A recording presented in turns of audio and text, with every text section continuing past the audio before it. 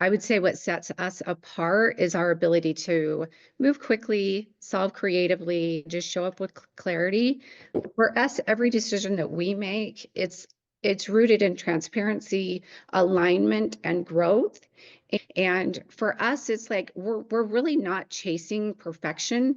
We're really building momentum. Usually, if you're growing and you're scaling, you're working outside not just your comfort zone, but also your knowledge base. And so you've got to surround yourself with people that know more about that process than you do, or else you don't know you made mistakes until you already made the mistake. The people that are doing this are entrepreneurs. So they're hungry, they're risk takers. They want to build, they want to get big, they want to do big things. Go meet with that traditional lender. See how you feel. Like, does it feel good?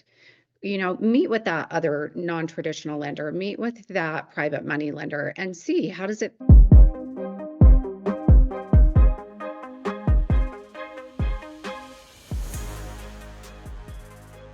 Hey, welcome back to the Daily Mastermind. George Wright III with your daily dose of inspiration, motivation, and education. We got a special guest in the house today, Sybrina Ely. How are you doing? Hi, good. Thanks, George. Thanks for having me today. Yeah, this is great. We've been trying to coordinate our schedules, but you're as busy as I am, and so I'm glad we were able to finally get together. Let me give everybody just a quick intro because one of the reasons why I wanted to have you on is because a lot of businesses right now are trying to scale. It's a really crowded marketplace, and financing and funding and things, which is what your company does, is kind of an unknown, and a lot of people are struggling with it. And so I wanted to be able to talk about this. So for those of you that are listening that don't know Sybrina, she's the president and CEO of Kenbry. So Kenbry Capital is a private money mortgage, non-traditional commercial financing firm, and they do things in a really strategic way to help businesses to scale. So maybe what you could do, Sybrina, is just give us a quick, kind of where you came from, like what created this need and this desire for you to start Kenbry. Why did you start So, the company? yeah, thanks, George. So I really like where you were going with just kind of giving a little bit of background about what we do. We do anything from a fix and flip to a large construction loan. Anything that's considered commercial is, if you're not going to live in it, it's considered a commercial property. So those are the type of financing and fundings that we do. I would say, oh, dang, so sorry. I would say what sets us apart is our ability to move quickly, solve creatively, just show up with clarity, especially when banks can't. We're going to be that strategic partner in building somebody's portfolio. Just to get back to what got me involved in Kenbry is that there was just a really strong need of a system for investors to find funding and financing in an easier way. There's just a lot of outdated systems and programs that you can go and reach out to, such as banks and maybe even some hard money, but not everybody fits those traditional molds. And Yeah. for here, we feel like we have a better way to find great deals, be creative, and just be supportive and go on the journey with the people. Yeah, I love that because and obviously for those people that don't know your background, I mean, you've had companies and a lot of experience in the business world. So you kind of come from an individual who's experienced those hard ways of getting traditional financing. And so I like you've taken a different approach to this because there's a lot of financing companies and options and things out there. And sometimes it does just boil down to knowing, at least I've had to do that with mine. I like having a relationship with the bank I'm working with or with the different strategic partners I have, because I do think it's hard to cut through the noise. And we deal in authority, so we really promote the idea that you should work with people that you trust, respect, like, and that will have your best interests at heart. So you're an entrepreneur, obviously a founder of a company. And so you did that, I'm sure, to kind of get some flexibility, but you also really heavily promote, relationships and people. Why is that so important to your business when you're in a financing business? I would say in finance, it's honestly, if you can be radically clear and transparent from day one and build trust with the borrower, with the understanding that this is a risk for them, and we're here to walk that risk with them. We're going to look at the deal. We're not just going to do a transaction with them. It's honestly looking at their long-term plan. What's their goal? What are they working towards? And how do we get them to there, not just with one transaction, but with the next few transactions that are going to be coming up with them in the next year or two. Yeah, it's interesting because I talk to a lot of people about the differences between tax planning and tax preparation. And a lot of people don't realize that tax preparation anybody can do. Getting financing and deals and cash flow anybody can do. But tax Mhm. planning, just like finance planning and understanding your needs, people might think I just need cash, but they don't think about, well, how long do you need it for, and do you need it again, and what are your qualifications, and what are your options, obviously, as well. But you mentioned transparency, and so I'm curious. Obviously, everybody loves transparency, but when you say that, what do you mean? Like, why is transparency such a big deal when it comes to financing and funding and things like that? So I would say there's a lot of risks. So you could potentially get into a transaction that doesn't match or align with what's going to happen with you down the road. You could end up paying a higher rate. You could end up getting into a property that maybe is in a rural area that somebody won't want to then reinvest in if you're doing a fix and flip. Or maybe you get into a commercial property not realizing that your tenant isn't going to be able to make the rent that matches the rates that are going to match. Gosh, what am I trying to say? So you might get into a commercial property where your tenant is going to be able to rent roll. They're not going to be able to match Mm, what your mortgage is. And so making sure that you understand the full picture, you listen for the whole story, and then you end up reading between the lines. And by you, I mean mm, us. yeah, So for us, every decision that we make, it's rooted in transparency, alignment, and growth. And it's not necessarily about approving a loan. We're not a yeah. transaction style of company. We're creating a long-term project for you. And so making sure that that comes out in the long run, and we're not just looking at, hey, let's just get this through. We just want to make sure that we get you exactly where you want to end up.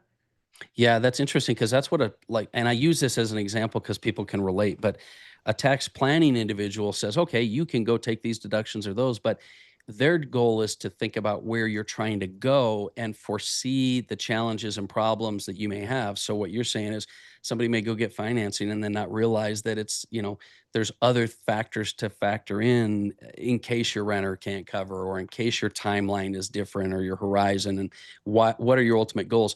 These ones will show up on your books, these ones won't. So I really like that a lot. Do you feel like, I mean, this might be a random question, but do you feel like investors really value having a strategic partner? Or do they not think about it? So when you're out there, because I know you do a lot of local events, you're connected with, the chambers and several, masterminds in different areas.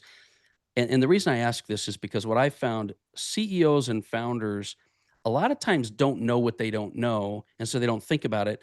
Do you find yourself trying to educate investors more, or do they already see the value in having a strategic partner? Like, I'm curious what your experience has been there. So I would say that we have both. So because we don't have that traditional lender box where it looks A, B, and C that you have to fit into, we'll take all of those borrowers, all of those investors. So we work with anybody who is a seasoned investor who's been doing this for 20 years with other over 400 properties. We also work with brand new people who are just started in the industry. They have a lot of questions. They might need a lot of support and a lot of nurturing along the way. And I think that that's one thing that creates a little bit of uniqueness in our company is that we're willing to take the time with both. So sometimes that larger investor is just looking to scale up, and that smaller and that newer investor, they're just looking to learn. And so there's that really great space between knowing and having. And so we'll sit in that learning with those newer investors as well. I love that. I love that. And I think a lot of times right now, especially with AI and online, the education isn't always the biggest problem. Like, people can find things out pretty Mhm. quickly. But what I'm learning over time is that more and more people are valuing the application of that education. And so, as a strategic business partner, that probably helps people a lot. What do you think is some of the biggest mistakes that investors are making when they're trying to secure financing? Like you've worked with a lot of companies and a lot of financing. What do you feel like is a big mistake people make when they go start that process of trying to get funding for their business or scaling? It's such a great question. And the number one thing that we run into all the time is people chasing rates. They're Mhm. always looking for that rate. And it's like just knowing the understanding that there's some strategy and a clear vision behind what they're doing doesn't necessarily back to the rate. So, we're not So chasing. let me ask you a question. So like you're, and I get that because you're right. I think most people in business, they're just looking at the numbers. And what you're saying is if you read through the numbers more and you're looking at your goals, the numbers may not always serve you. So I don't know if you have an example of that, or maybe where a particular business might be looking for the best rate, but then lose out because of various reasons. What would be something that would be more important than the rate, or something that they wouldn't think about that you've experienced? A lot of times what happens is a client will get into the processing of it. We'll get all the way through underwriting. We'll get all the way through near the end, we're signing the next day, and then come to find out they've let their credit fault, Mm. or they bought a car, or they have done something to disrupt their credit. And so something like that. And I really liked what you were saying about kind of moving the needle earlier in your question. And for us, it's like we're really not chasing perfection. We're really building momentum. So it's like we're helping them make those hard decisions to keep the needle moving. And I can't remember exactly how you had said it, but I think that that is something about having a partner in lending is sometimes they get you to take that jump. They get you to they push you into that, Yeah. leap before you look, and trust that this is going to get you to that strategic vision. Yeah, because I mean, the truth of the matter is this: like I've kind of been involved with businesses at all levels, and usually, if you're growing and you're scaling, you're working outside not just your comfort zone, but also your knowledge base, and so you've got to surround yourself with people that know more about that process than you do, or else you don't know you made mistakes until you already made the mistakes. And so, Yep. whether it's disrupting your financing by messing up your credit or something during that period of time that you're kind of looking out for them on, or whether it's not knowing what options they have to grow or scale. I think a lot of businesses do struggle with that knowledge of not knowing what question to ask. So let me ask you this: you work with businesses right now that may be large, they may be growing or scaling, and you tend to work with, and the reason I'm bringing this up is I do really believe that in life, mentoring and and coaching and things help people, but surrounding yourself with the right professionals when it comes to finance and money and things like this bring a whole bunch of other things to the process and to the plate. So when you work with these large organizations, do you generally have partners that you will work with over and over and over again, or is it usually kind of like a one and done with processing? Oh, no, it's never one and done. Like once you've closed, we're not done. Like, what's your next project? Okay, where are we going next? What's the next big move? How long do you want to sit in this? You've got this much time on your mortgage. We'll call you back within that time and let you know, like, hey, if you're ready to scale, we're right here next to you. So let's do it together. What's the next jump? Yeah, plus a So lot of businesses, they've actually set their goals in the wrong area, at least from my perspective. In other words, they might be saying, I'm trying to get deals done, trying to get deals done, try to get deals done, but they forget the fact that their whole objective was to grow their wealth. It's not just to do deals. And so I see now why you're saying, it's not just about rates. So do you work with individuals, and do you recommend that people sort of look at their true goals of building wealth, or how do you manage that? Because I do think that there's a difference between growing your wealth and doing deals based on the numbers, don't you think?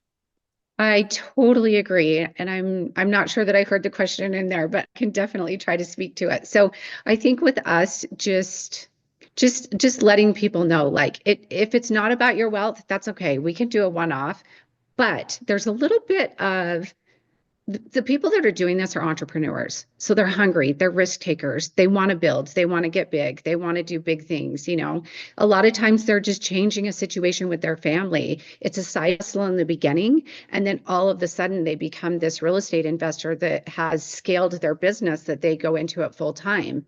And so having somebody that's excited about that and having somebody that sees that in you and is able to draw that out and say, hey, I can see what you're working towards, Hmm. and we can get past any obstacle. So another thing that we do that I think is really great is at our company, we like to say no doesn't always mean no.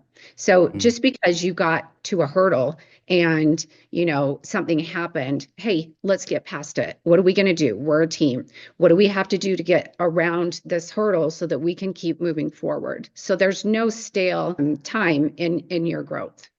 Yeah, I like that. And I think that there are sometimes you can't, as a business owner, you're so focused on your goals, it helps to have somebody that's going to push you past and into solutions, right? So what Mhm. one of the questions I wanted to ask you is how do you view the difference? Because I know that there are some investors and individuals looking for funding that are sort of trying to decide between traditional bank loans and private money lenders, and sometimes maybe they're scared or not, they're worried about private money lenders being hard money lenders or whatever. What Mhm. advice do you give someone who's kind of trying to decide between traditional bank loans versus private money? Is there some, certain criteria that you kind of give them as far as advice? I'm such a relationship person that my go-to answer is relationship. Like, go meet with that bank, go meet with that traditional lender, see how you feel. Like, does it feel good? Meet with that other non-traditional lender, meet with that private money lender and see how does it feel? Like, did they ask you the question that really got to the heart of why are you buying this property? Why are you refinancing this property? What's your pain point? Like, what is the solution that you're actually seeking? And how were they willing to get you there? And were they willing to talk back to it and say, I really like this idea. Did you ever consider that this could be a hole that you're not looking at? Just making sure that they're able to see the whole picture. Yeah, I think you're right. I think no matter where you are in funding and financing and growing your business right now, having a relationship, which obviously with you as a sort of a third party to help them, but also with the lender themselves. What is one thing that you feel like investors should start doing? Like, what's something that you feel like they should start doing in order to get more success in their investing? I would say the very first thing, this is such a simple answer, and if everybody can do this, credit, watch your credit and watch your I'm losing the word for it right now, but watch your credit. Like your Make health of your credit. I'm curious, is there and I don't know if this is something that affects a lot of people or not, but do you do a lot of financing based on business credit, or is it primarily personal guarantor and personal credit, or does it depend on the scenario? So typically what we look at is anybody that has a 660 or above is lending worthy to us, which is fairly low on the spectrum when you think Mm, about a traditional bank. They're looking at somebody that's over a 720 or higher than that. However, a lot of our stuff is collateralized. So mm. we don't even have to get into that necessarily. That credit just creates that relationship of like, I do know how to manage money. I know how to manage a project. I know how to do things. But the buck doesn't stop there. Like, there's lots of ways that we can get around credit. You might pay a higher interest, but Yeah. you're still going to get into it. I think There's that's a good point though, is a lot of times the actual financing is done based on the deal, not the credit, although it can help you, right? So the deal, me, you, because you said collateralized, I mean, I'm sure whether it's equipment or real estate and things like this, a lot of those deals are done based on the deal, not necessarily the credit, right? You hit the nail right on the head. Every single transaction that we work with is about the deal.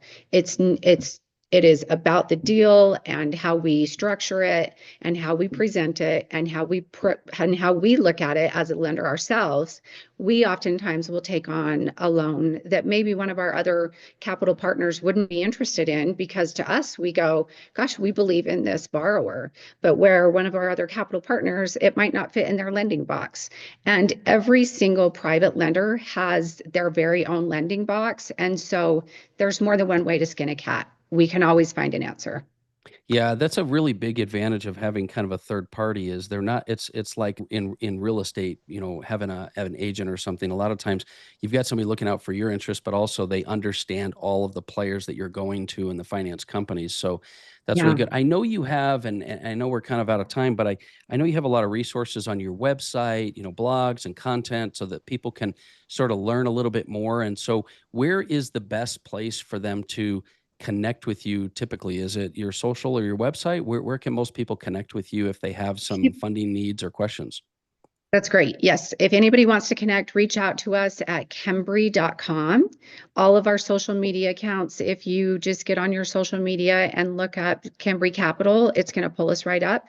Also, you can find me on LinkedIn under Sybrina Ely, and always available, always happy to do direct message. If you are shy and timid in the beginning, direct message is a safe way to connect with people, but always give us a call. Find our website and give us a call. I love it. I love it. I want to end with this because I kind of try to ask this same question of people that I know that are very respected in the industry and things. And most of our audience are entrepreneurs, business owners, and individuals that are trying to grow and scale. How do you define success? Maybe what's one word that you would use to define or define success in your mind? Success in my mind is alignment. When everything, in one word, alignment. But to just kind of give a little depth to that, when everything's aligned, there's flowing, there's forward movement, and it's effortless. I like the word alignment because I think a lot typically go to like clarity or focus, but alignment actually gives both, right? If you're kind of clear and focused on your direction, but you're aligned with the right resources and people. So alignment's a good answer. I really like that a lot. So cool. Well, thank you for spending time with us today. I appreciate you being on the show, and we'll have to have you back as well, maybe a Q&A round in our academy. So listen, guys, if you are listening for the first time, make sure you hit that subscribe button and also hit me up on the Daily Mastermind. If you have any questions or thoughts, let us know what you're struggling with or also what you are winning at. We'd love to be able to work with you and hit us up on the Daily Mastermind on Facebook, Instagram. Sybrina Ely, I appreciate you being with us today. George, always a pleasure. Happy to see you. And thanks for having me on. Great. Awesome. Okay, guys, talk to you soon.